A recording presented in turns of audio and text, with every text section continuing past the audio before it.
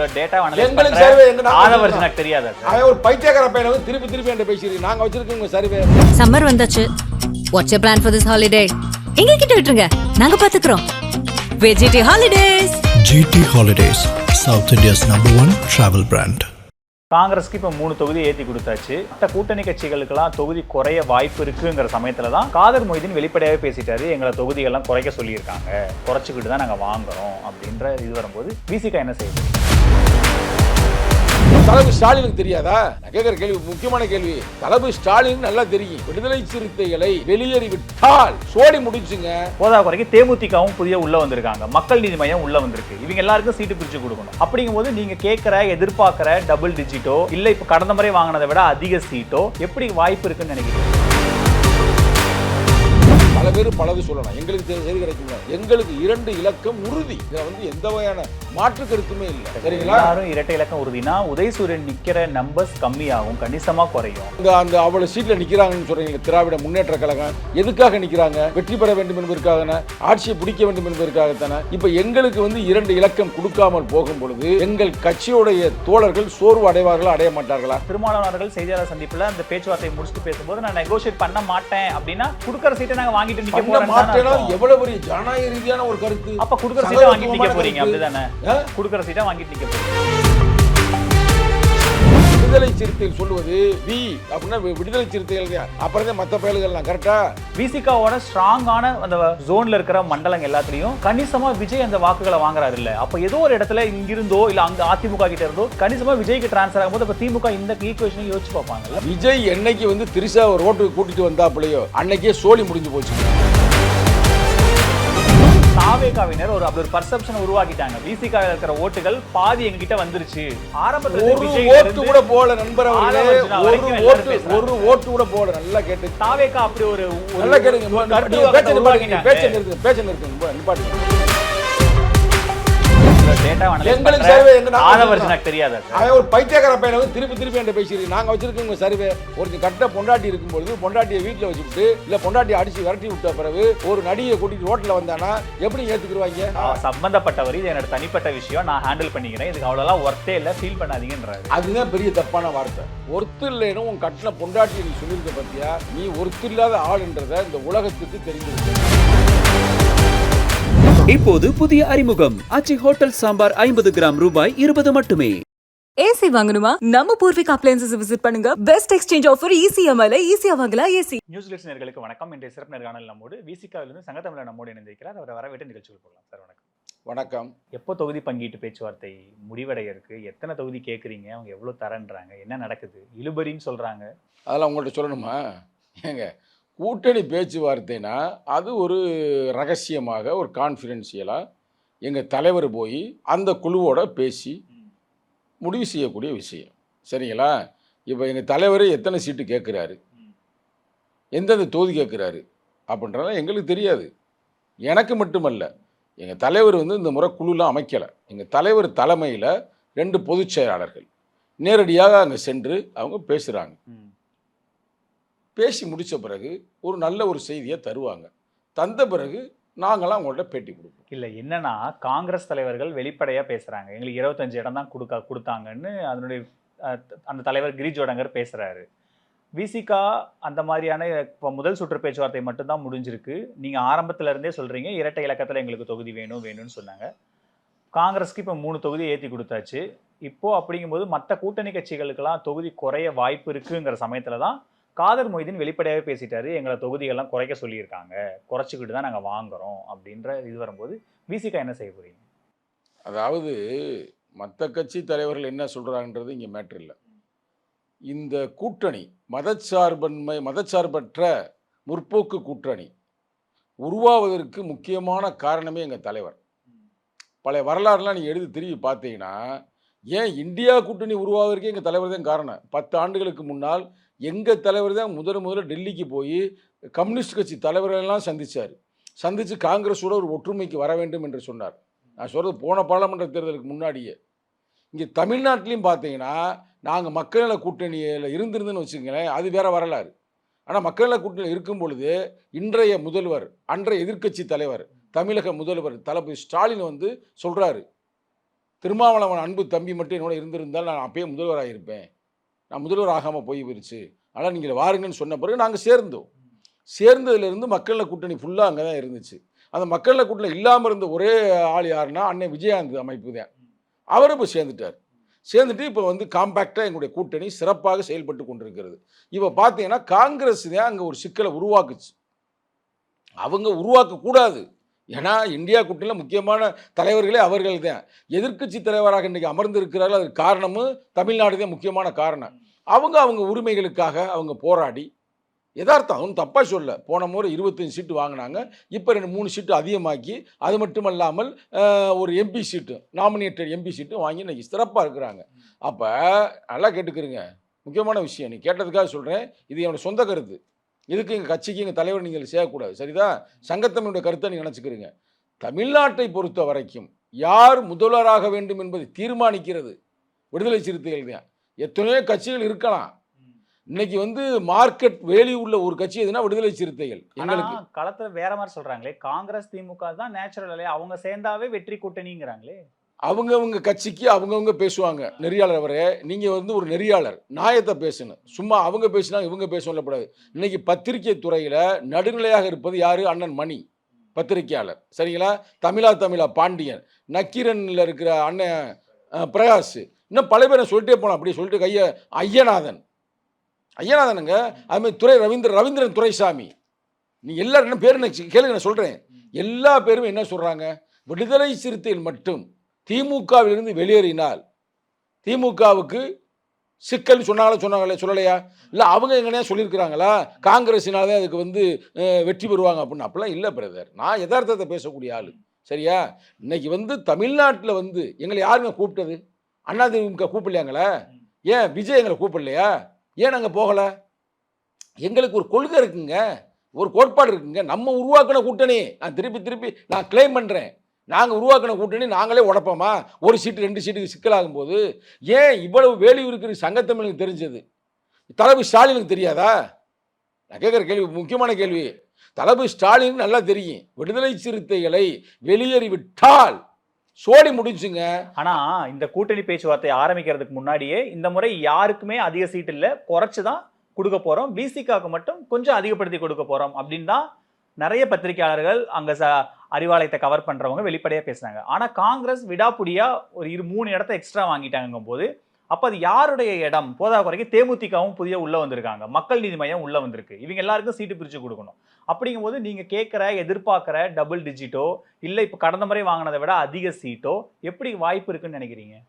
அதாவது யார் வந்து வரலாமுங்க, நம்ம எல்லாரும் வரவேற்கிறோம். அண்ணனுடைய கட்சியும் வரவேற்கிறான். யார்? விஜயகாந்த் அண்ணன் தான். அவரை வச்சு தான், இங்கே வேற ஒன்றும் இல்லை.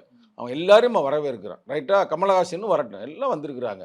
ஆனால் இவங்களெல்லாம் கூட்டி வந்து அவங்கள வந்து சிறப்பு செய்வது தமிழக முதல்வருடைய கடமை. அவர் தான் வந்து இதற்கே லீடர், கேப்டன், சரிங்களா? தலைவர் அந்த கூட்டணிக்கு.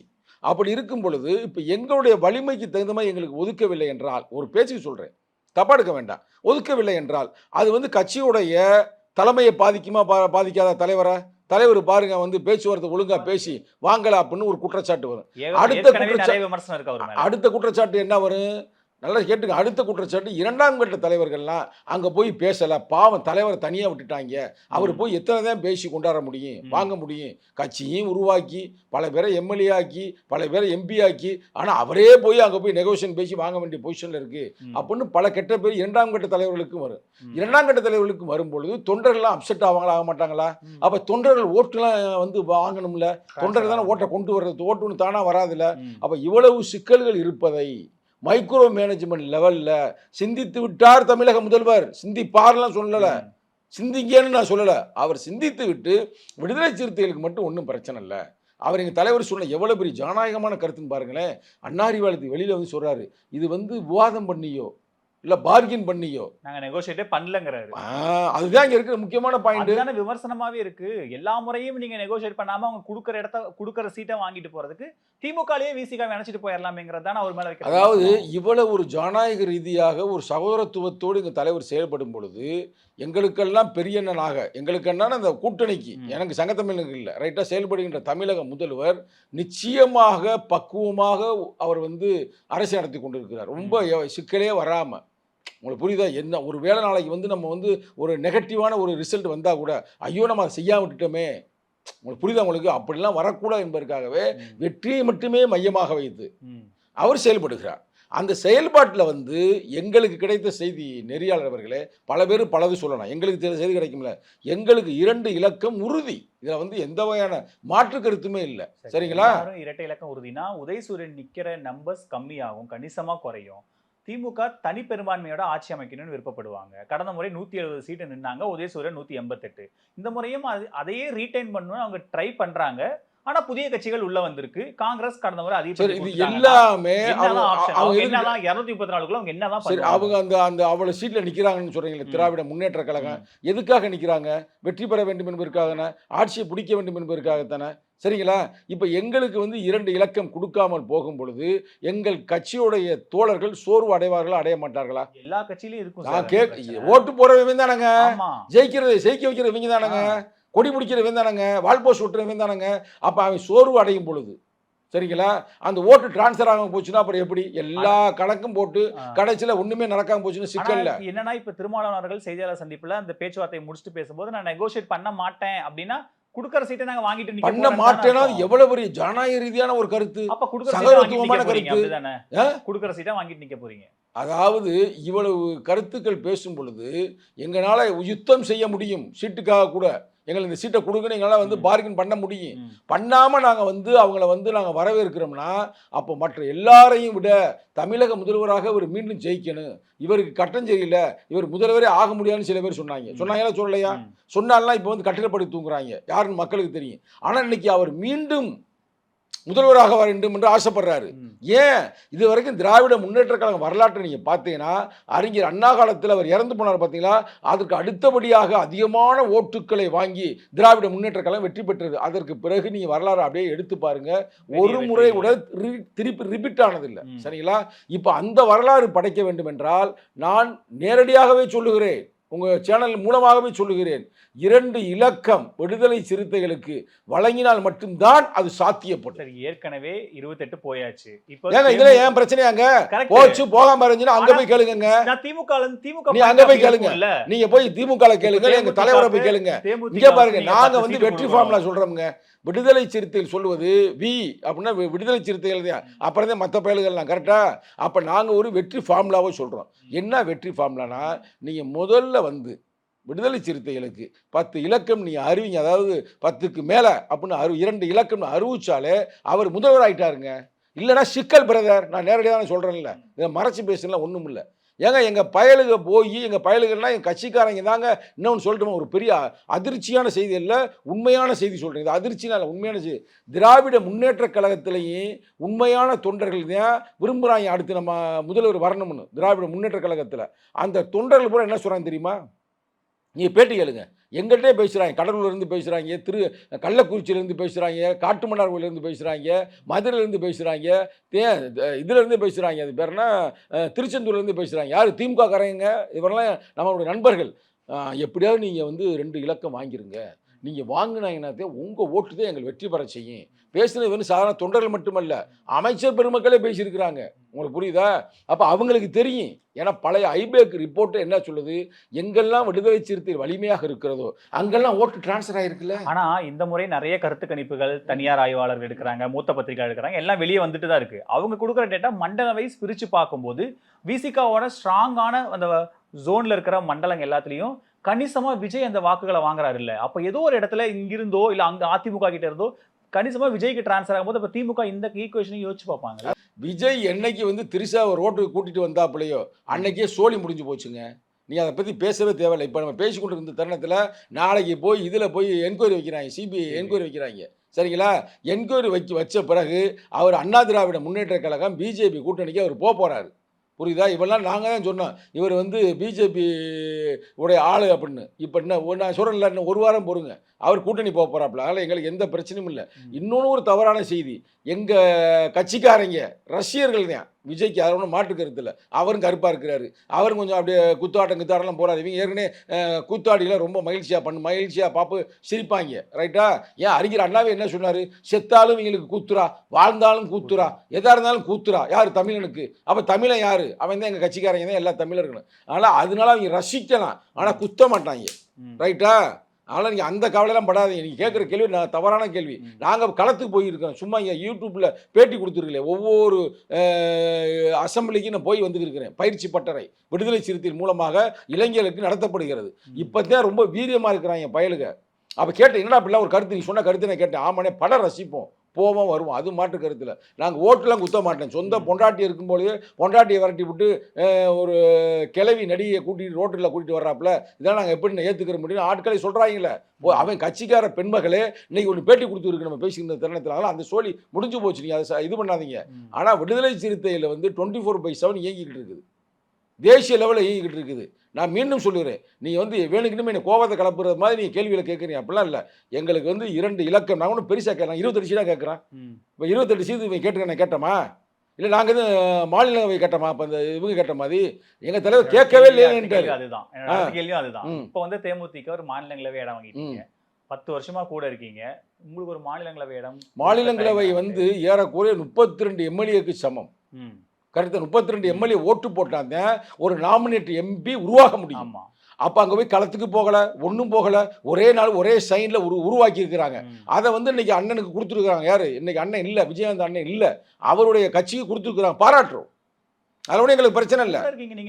அது நாங்கள் கொடுப்போம். அடுத்து 2031 நாங்களே பல பேர் கொடுப்போம். அதுக்கு வாங்க, அந்த மட்டும் அப்புறம் பேசுவோம். ரைட்டா? நாங்கள் அங்குலமாக வளர்ந்தாலும் அழுத்தம் திருத்தமாக வளர்ந்து கொண்டு இருக்கிறோம். எங்களுக்கு ஒரு வேட்கை இருக்குங்க, எங்களுக்கு ஒரு இலக்கு இருக்குங்க.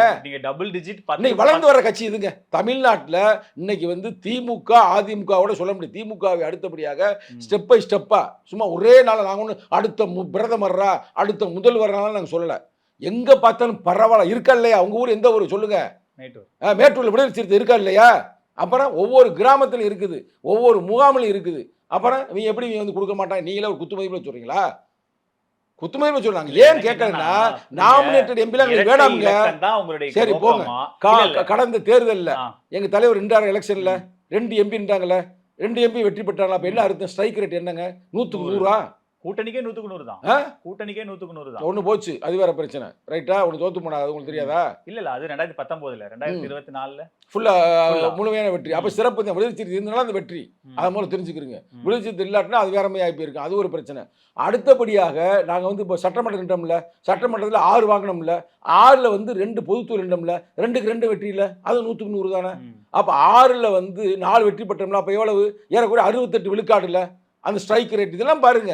அது மட்டுமல்ல பிரதர், இன்னொன்று சொன்னால் நீங்களாம் அதிர்ச்சியாயிருவீங்க. நீங்கள் கேட்ட கேள்விக்காக சொல்கிறேன். இன்னைக்கு விஜயகாந்த் அண்ணன் கட்சி கொடுத்துருக்காங்க அப்படின்னு கேட்குறீங்களா? மக்கள் நல கூட்டணியில் விஜயகாந்த் எந்த தொகுதி நின்றார் தெரியுமா உங்களுக்கு? ரிஷிவந்தியன் தொகுதிக்கு நின்று போனது மட்டுமல்லாமல் அவர் டெபாசிட் போச்சு தெரியுமா உங்களுக்கு?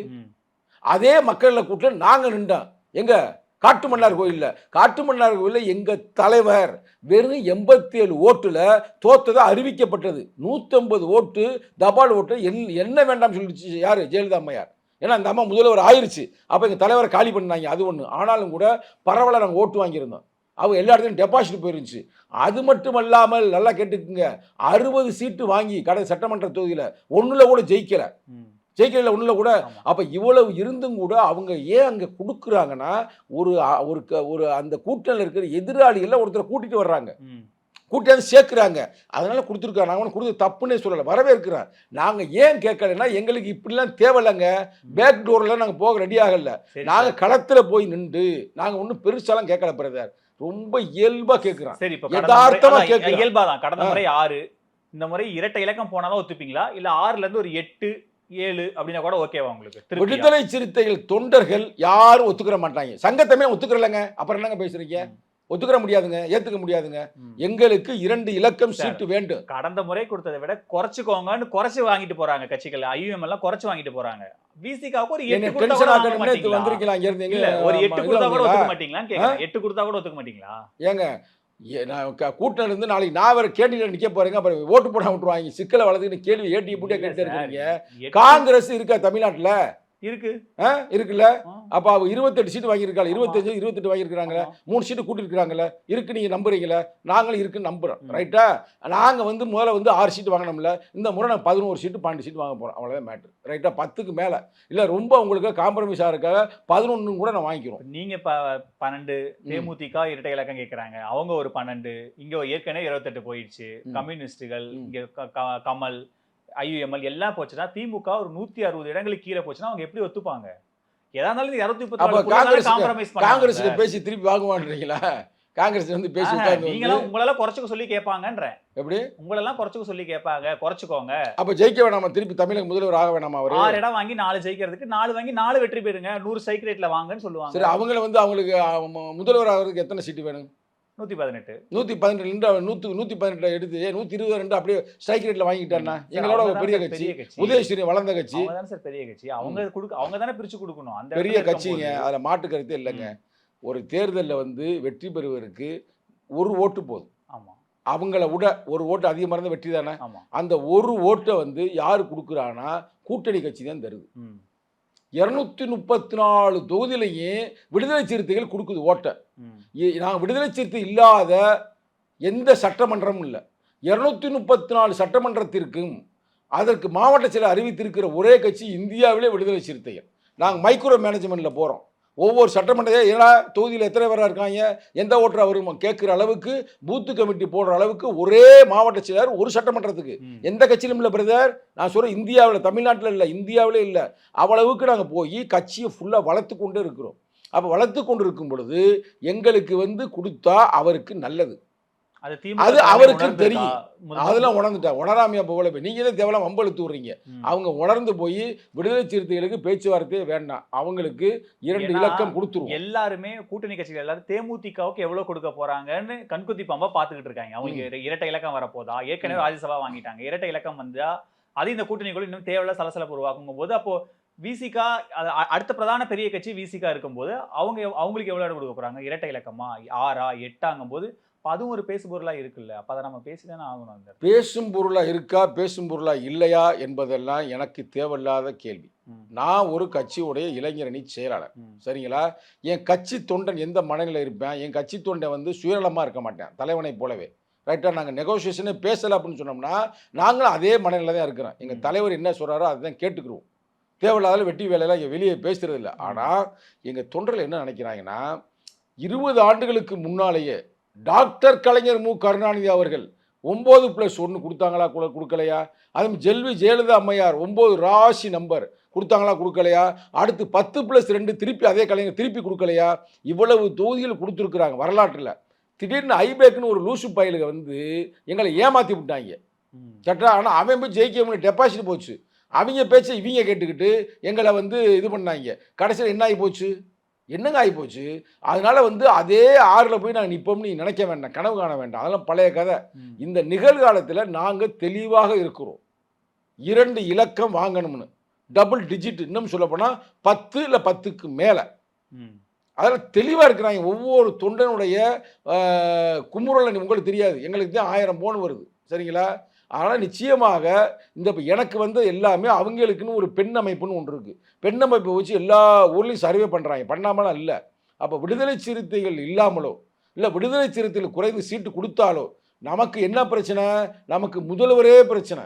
எங்களுக்கு என்ன பிரச்சனை? எங்களுக்கு வெறும் எம்எல்ஏ சீட்டு மட்டும் தான் பிரச்சனை. ஒருவேளை நாங்கள் தேர்தலை புறக்கணிச்சா நீங்கள் என்ன பண்ணுவீங்க?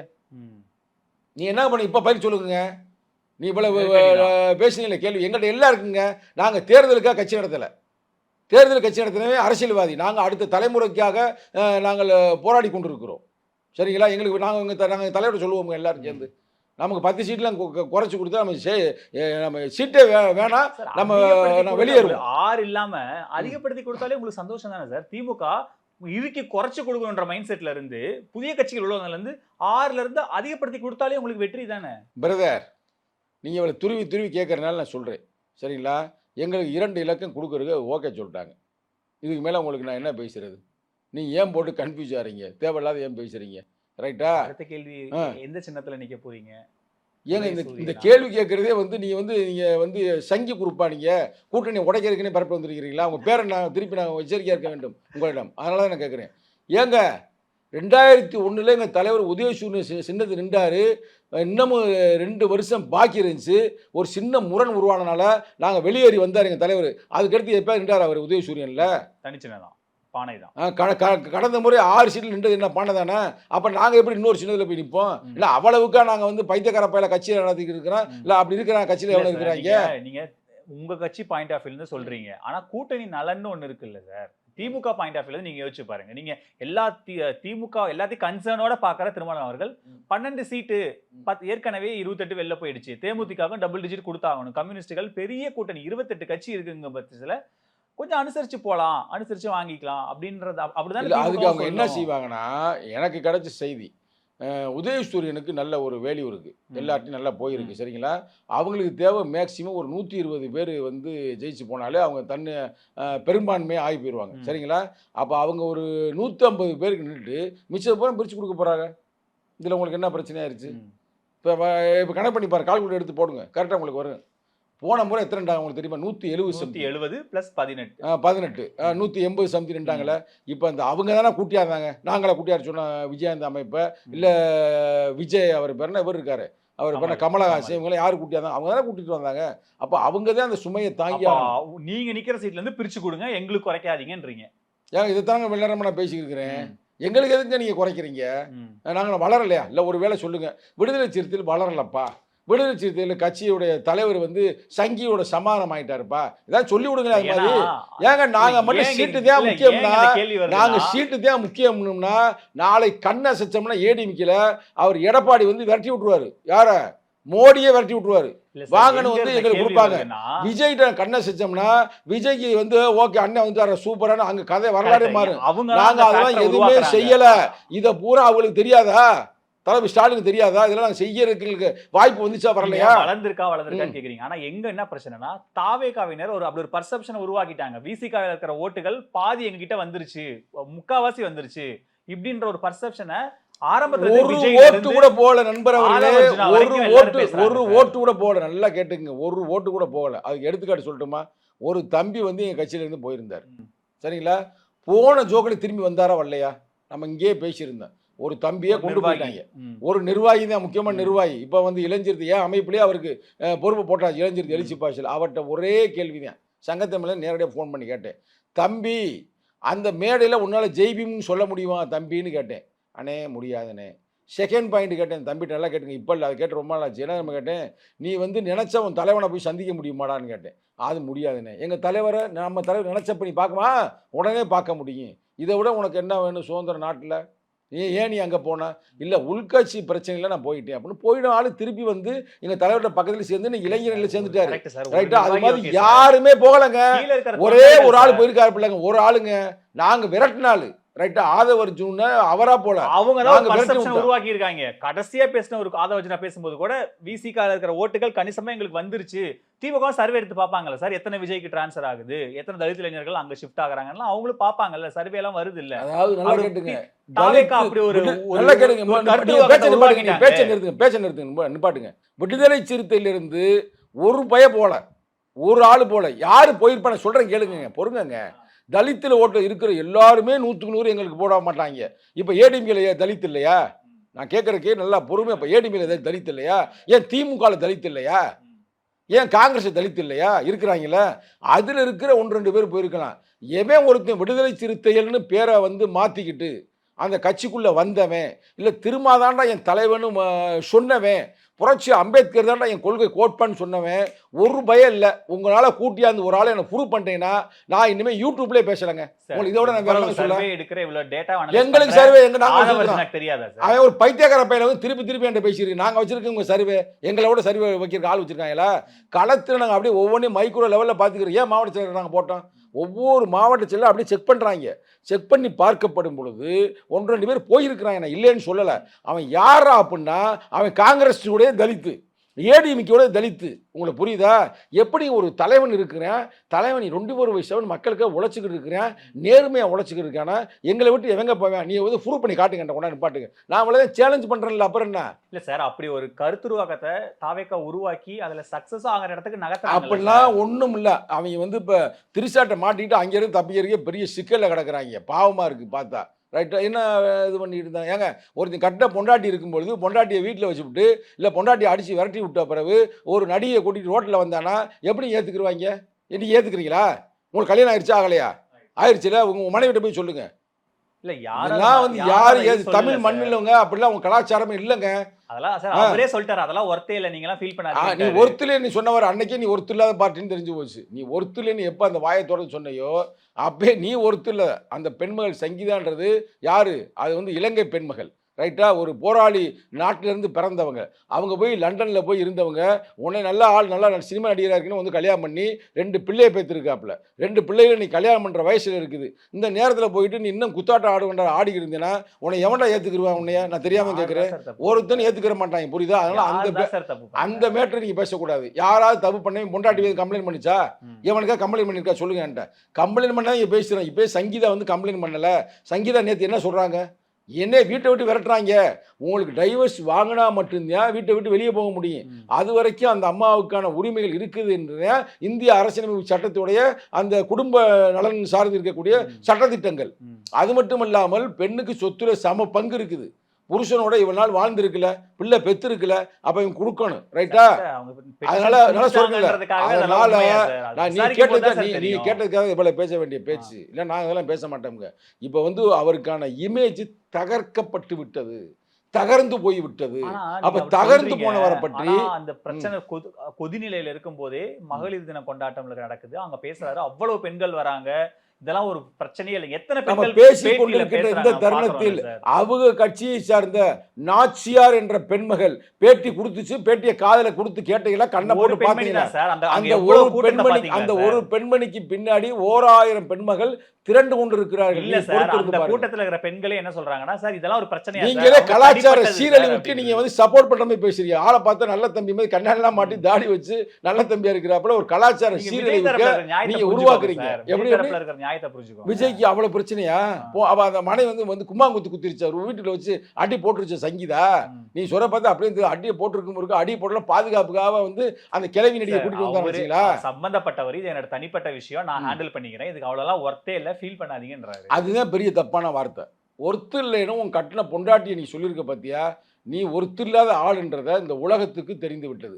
நான் இந்த நேரத்தில் ஏன் நீ எவ்வளவு நான் பேச வேண்டிய சூழ்நிலைனா, நீ சம்மந்தம் இல்லாமல் கொண்டு வந்திருக்க சொல்கிறேன். நான் மீண்டும் சொல்லுகிறேன், விடுதலை சிறுத்தையில் இருக்கின்ற ஒரு ஆள் கூட, ஒரு ஆள் ரைட்டா போகிற வாய்ப்பே இல்லை. ஒரே ஒருத்தன் போயிருந்தேன். அவன் வந்து இப்போ எங்கள் கட்சியில், எங்கள் அமைப்பில் இளைஞரணி கட்சியில் இளைஞருக்கு எழுச்சி பாசறை மாநில செயலாளர் இப்போ அறிவிச்சிட்டோம். சரிங்களா?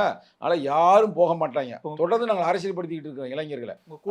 வெற்றி வாய்ப்பு எப்படி இருக்கு சார்? ஏன்னா பிரகாசமாக இருக்கிறது. வந்திருக்கு, நல்லா சூப்பராக இருக்குங்க. ரொம்ப சிறப்பாக. இப்போ ஒரே பிரச்சனை என்னன்னா, விடுதலை சிறுத்தைகள் 2 இலக்கு கொடுக்குறோமா கொடுக்கலையா? கொடுத்துட்டோம்னா முடிஞ்சு போச்சு. அப்பயே ஒரு அறிவிச்சிடலாம். அடுத்து நான் தான் முதல்வர்னு அறிவிச்சிடலாம். தேர்தல் அறிவிப்பு வந்ததுக்கு அப்புறம் விஜய் ரோட் ஷோ போக போறாரு, ஒட்டுமொத்த களத்தையே திருப்பி போட போறாரு. ஏற்கனவே ரோட்ல திருறாரு. ஏற்கனவே ரோட்ல தானே அவர் வாழ்க்கை வரலாறு போட்டுக்கிட்டு இருக்கு. அதனால ஒரு பிரச்சனையும் இல்லை. ரைட்டா? ரோட்டுக்கு வந்துருச்சு, கடுமையான தெருக்கு வந்துருச்சு அவர் வாழ்க்கை வரலாறு. சரிங்களா? அரசியல் சார், அது வாழ்க்கை விட்டுருங்க. நேத்து பேசும்போது அவர் ரோட் அரசியலே வாழ்க்கையை தீர்மானிக்கிறது. அரசியல் வாழ்க்கையும் வெவ்வேறு இல்லை. ஒவ்வொரு மனிதனுடைய வாழ்க்கையை தீர்மானிக்கிற சக்தி அரசியல் இருக்குது. அந்த அரசியலுடைய அந்த அதாவது இன்னும் சொல்ல போனால் அவருடைய வாழ்க்கை வரலாறு இப்போ வந்து தெருக்கு வரப்போது. நீங்கள் என்ன 2 மணி நேரம் நீங்கள் பார்ப்பீங்க. அதுக்குள்ளே இங்கே அங்கே தூக்கிட்டாங்க. இப்போ ஆளை எங்கே சிபிஐ தூக்கி ஒழுங்கு கையெழுத்து போட்டுட்டு இருக்காங்க அவங்க ஆஃபீஸில். அவங்க ஆஃபீஸில் என்ன பண்ண போன முறை கையெழுத்து கேட்டுக்கிறாங்க. இவர் வந்து கொஞ்சம் பொறுங்க, அவசரப்படாமல் போடுவோம் இருக்காங்க. இப்போ நாளைக்கு போவார். போனதுமே எத்தனை சீட்டு என்னன்ற பேச்சுவார்த்தை பேசி முடித்த பிறகு அவர் அங்கே போகிறாரு. அப்போ மொத்தத்தில் சொல்லி முடிஞ்சு போச்சு. நீங்கள் பொறுத்திருந்து பாருங்கள் பிரதர். நாங்கள் தான் சொல்கிறோம்ல, அரசியலில் வந்து எங்களுக்கு வந்து அத்துப்படி எங்களுக்கு தெரியும். அரசியலில் என்ன நடக்கும், எது நடக்காது அப்படின்னு தெரியும். அவருடைய மேட்ரே வந்து உங்களுக்கு உண்மையை சொல்கிறேன். உங்களுக்கு நீங்கள் ஏன்னா அடிக்கடி நம்மளை பேட்டி எடுப்பின்னு இருக்கா. அந்த நடிகை இருக்காங்களே, அந்த நடிகை அன்னைக்கு வந்து கட்டாயப்படுத்தி போக வச்சதே பிஜேபி கும்பல் தான், சங்கி கும்பல் தான். நீங்கள் போங்க, அவரோட சேர்ந்து போங்க, கிளைம் பண்ணுங்க அப்படின்ற மாதிரி. அவர் வேணாமே சொல்லியிருக்காரு. ஏங்க ஒரு அரசியல் தலைவனாக இருக்கவனுக்கு தான் இமேஜ் பாதிக்குன்னு தெரியாதா? அப்படி மீறி கூட்டியாந்தாப்புலன்னா என்ன ஆதாரம் இருக்கு சார்? அப்படி மேடையில் வரலையா அவங்க? அந்த கல்யாண மேடைக்கு வரலையா? வந்தாங்களே. கல்யாணத்துக்கு கூட்டம், கல்யாணத்துக்கு கூட்டம் வேற என்ன சொல்கிறேன். அப்போ அந்த கல்யாணத்துக்கு கூட்டியாந்ததுக்கு காரணமே வந்து அவங்க தான் இயக்கியிருக்கிறாங்க. இப்போ படம் ஏன் வரல? இப்போ எல்லா படம் வந்துக்கிட்டு இருக்கு. அப்புறம் படத்தில் என்ன பெரிய பிரச்சனையா? படத்தையும் அவங்க பிடிச்சி வச்சிருக்கிறாங்க. பிடிச்சி வச்சு ஒரு டீல் பண்ணுறாங்க. இவர் ஓகேன்ட்டாரு. இன்னைக்கு பார்க்க Deal. வேண்டியது ஆனா பார்க்கல. ஏதோ அதிகாரிக்கு உடம்பு சரியில்லைன்னு தள்ளி வச்சிட்டாங்க திரும்ப.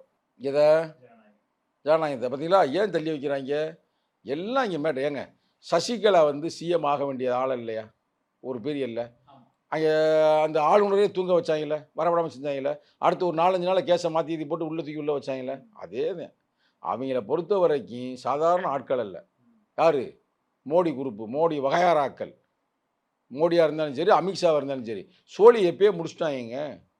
இவர் சோழியை முடிச்சுட்டாங்க. வந்து இப்போ நாங்கள் எப்படி ஆர்எஸ்எஸ் கும்பல் நேருக்கு நேரம் எதுக்குறோம்? எங்கள்கிட்ட எந்த பிரச்சனையும் இல்லை, எந்த கள்ளங்கவடம் இல்லை, எந்த பிராடுத்தனம் பித்தலாட்டம் இல்லை. அதுக்காக நேருக்கு நேரம் எதுக்குறோம். எங்களை மாதிரி யாராவது எதுக்க சொல்லுங்களேன். மற்ற கட்சியை எதிர்த்தாலே சோழியை முடிச்சிருவாங்க. நான் நல்லா எழுதி வச்சுங்க வெள்ளை பேப்பரில். பிஜேபியோடு கைகோர்த்து விட்டார். யாரு? கூட்டணி உறுதியாக முடிஞ்சிருச்சு பிரதர். அது இன்னும் உங்களுக்கு பயங்கர டஃப் ஆயிடுச்சு. சூப்பரா இருக்கு. நல்லாத்தையும் பேசுனீங்க. ரொம்ப சூப்பரா இருக்கு. அந்த எப்படிலாம் இந்த காங்கிரஸ்ல இருந்து போன சில தலித்துகள், இந்த ஏடிஎம்கே இருந்து போன தலித்துகள், அவங்களாம் எல்லாம் வெளியேறிடுவாங்க. இல்ல சார், ஏற்கனவே தாவேக்காவுக்கு ஒரு நல்ல கணிசமான இளைஞர்கள் ஆதரவு இருக்கு. அப்படின்னு நீங்க சொல்றீங்க. அந்த கூட்டணிக்கு அப்படின்னு நீங்க சொல்றீங்க. கூட்டத்தை பாக்குறோம்ல சார். நம்ம ரஷ்யர் கூட்டம் வராங்க சார். ரஷ்யர் கூட்டம் எல்லாம் ஓட்டாக உடைச்சிட்டு போறாங்க சார் அவங்க. ரஷ்யர் கூட்டம் இது மாதிரி வந்து சிரஞ்சீவியோட மேடையை நீங்க இப்ப போடுங்க. சிரஞ்சீவி பொலிட்டிக்கல் அப்படின்னு போடுங்க பிரதர். இதை விட பல மடங்கு. விஜயகாந்துக்கு போடுங்க, இதை விட பல மடங்கு. ஆனால் சினிமாக்காரன் வந்தா கூட்டம் வரும். ஏங்க அங்கே கேரளாவில் நாங்கள் பார்த்தோங்க. இப்போ பார்த்து கொஞ்ச நேரம் முன்னாடி ஏதோ ஒரு நடிகை வருதுங்க, அவ்வளோ கூட்டமுங்க. ஏங்க இப்போ தமிழ்நாட்டிலே நயன்தாரா வருதுங்க, அவ்வளோ கூட்டமுங்க. ஆனால் நடிகைகளுக்கு எப்பயுமே போவாங்க. இந்த தமிழ் பயல்கள் வந்து பூரா எல்லாமே ஒரு சினிமா பித்தர்கள். அதனால் போவாங்களே தவிர அவரால் ஒன்றும் பெரிய தாக்கத்தை ஏற்படுத்த முடியாது. அதாவது அது சினிமா போதை. எப்படி கஞ்சா போதை இருக்குல்ல, கஞ்சா போட்டால் போதை வருதுல்ல, தண்ணியை குடித்தா போதை வருதுல்ல, அதுமாதிரி சினிமா நடிகர் நினச்சாலே ஒரு போதை.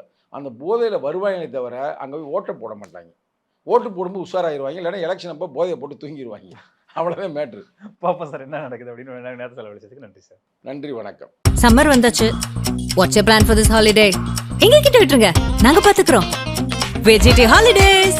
GT Holidays, South India's #1 travel brand.